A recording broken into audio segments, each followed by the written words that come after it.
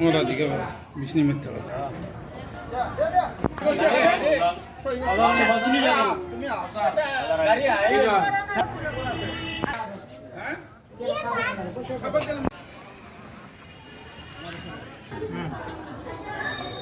নাম কি? যোৱাকালি সন্ধিয়া যেতিয়া আমাৰ বৰলীয়া নদীৰ পানী বাঢ়ি গ'ল তেতিয়া 7মান বজাত মোক ফোন কৰিলে যে আমি এনেকৈ থাকিব নোৱাৰোঁ। তেতিয়া প্ৰায় 30 ঘৰ মানুহ আমি ইয়ালৈ লৈ ইয়াতে থকাৰ ব্যৱস্থা কৰি দিছোঁ। আৰু ৰাতি আৰু তৎক্ষণিকভাৱে বেলেগ ব্যৱস্থা কৰিব নোৱাৰিলেও গুৰ চিৰা এনেকৈ দিছোঁ। আৰু শিশুখিনিৰ কাৰণে লেক্ট'জেন চেৰেলেক্স এনেকৈ ব্যৱস্থা কৰি দিয়া হৈছে। আজিও এতিয়া আমাৰ ৰিলিফ আহিছে শিবিৰত থকাখিনিৰ কাৰণে আমি এতিয়া বিতৰণ কৰি আছোঁ।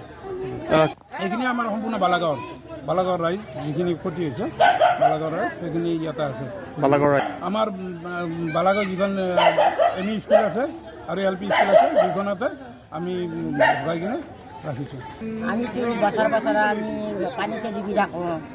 এতিয়া আমাক ৰেচন দিলে আমি বেয়া নাপাওঁ, কিন্তু আমাক ৰাস্তাটো ভাল লাগে। আমি ৰেচনৰ কাৰণে আমি আপত্তি নকৰোঁ, আমাক খালি ৰাস্তাটো ভাল লাগে আৰু প্ৰত্যেকবাৰ আমি ঘৰে এৰি আমি আহি পেলাই স্কুলত থাকিব লাগে। যাৱা বাৰটো ৰিফাতে মেকে গৈছে চব পৰিয়ালে আমাৰ, খালি মোৰ ইয়াতে গৰু ছাগলী থকাৰ কাৰণে মই ইয়াতে থাকিব লগা হৈ গৈছে। আমাৰ বৈয়ে এতিয়া ঘৰত যাব পৰা নাই, এতিয়া গৰু ছাগলী লৈ পেলাই আমি ইয়াত বহি আছোঁ। এনেকুৱা অৱস্থা হৈ আছে আৰু আমাৰ এতিয়া। তাৰমানে আমাৰতো এতিয়া আমাৰ এই গাঁওখনত প্ৰায় বছৰে বানপানী হয়েই। এতিয়া এনেকুৱা হৈছে কি ক'ম, এতিয়া প্ৰাকৃতিক দুৰ্যোগৰ কথা। গতিকে যি নহওক কিন্তু মানুহখিনি অলপ হাবাথুৰি খায় বানপানী হ'লে, কিন্তু উপায় নাই। এই যোৱাবেলিও গোটেই মানুহখিনি এই স্কুলতে আছিল, কিন্তু পিছত আৰু স্কুলতো থাকিব পৰা হোৱা নাই আৰু পানী অভাৰ হৈ গ'ল। ইয়াৰ পৰা আৰু বেলেগ জেগাত স্থানান্তৰ কৰিলে। গতিকে আমাৰ এটাই ৰাইজৰ ফালৰ পৰা অনুৰোধ, যদি আমাক বৰলীয়াৰ কাষেৰে এটা মাথোৱাৰী দিব লাগে। মাথোৱাৰীটো দিলে আমাৰ গাঁওখনত এনেকুৱা বিলাই নহয় আৰু।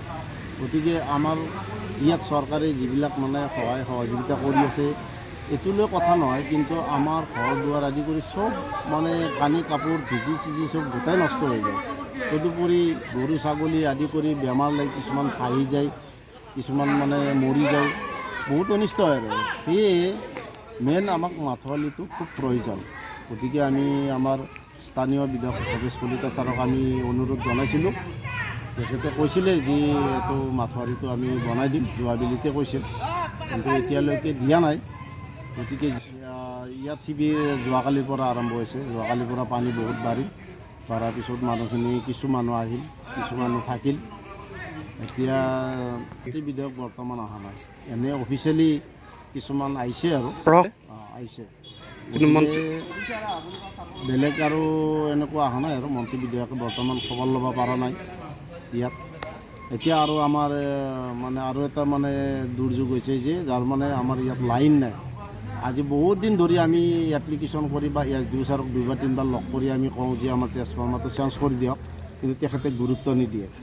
গতিকে আমাৰ ইয়াতে নাই বুলি 250 ঘৰমান গিৰি আছে, ঘৰ আছে, কিন্তু লাইনৰ ক্ষেত্ৰত তেখেতসকলে কি যে হামাহি কৰি আছে গম নাপাওঁ, কিন্তু লাইনৰ বিলটো হ'লে ঠিকে নি আছে। লাইনৰ বিলটো ঠিকে নি আছে, কিন্তু আমাক ট্ৰেন্সফৰ্মাৰটো ঠিক কৰি নিদিয়ে। গতিকে অলপ ক'লে ইটো সিটোক কয়, সিটো ইটোক কয়, এনেকুৱা চিষ্টেমত চলি আছে। এতিয়াতো গোটেই মানুহ অন্ধকাৰত আছে। যোৱাকালি আজি 3 দিন ধৰি অন্ধকাৰত আছে, তাতে শিবিৰত অন্ধকাৰ। গতিকে চৰকাৰক অনুৰোধ জনাওঁ অতি সোনকালে যাতে আমাৰ ট্ৰেন্সফৰ্মাৰটো দি ৰাইজৰ মহাত উপকাৰ কৰে, এই মোৰ ক'ব লগা আৰু।